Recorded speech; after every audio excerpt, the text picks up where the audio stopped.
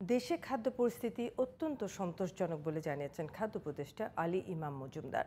বুধবার দুপুরে ময়মনসিংহ বিভাগীয় কমিশনার সম্মেলন কক্ষে জেলা ও আঞ্চলিক খাদ্য নিয়ন্ত্রকদের সাথে মতবিনিময় সভায় একথা জানান তিনি।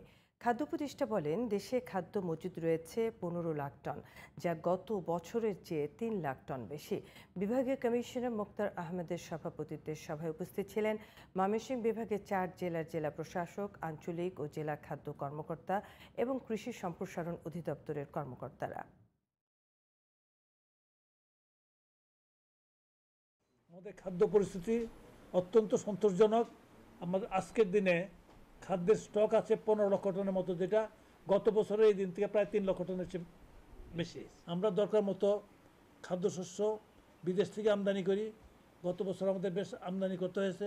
তা আমরা এবারে বড়টা যেরকম হয়েছে, যদি আমাদের ভাগ্য সুপ্রসন্ন থাকে, আল্লাহ যদি মেহরবান থাকেন, আমনও যদি একটু ভালো হয়, আশা করছি অন্তত পক্ষে চাল আমদানি করতে হবে না।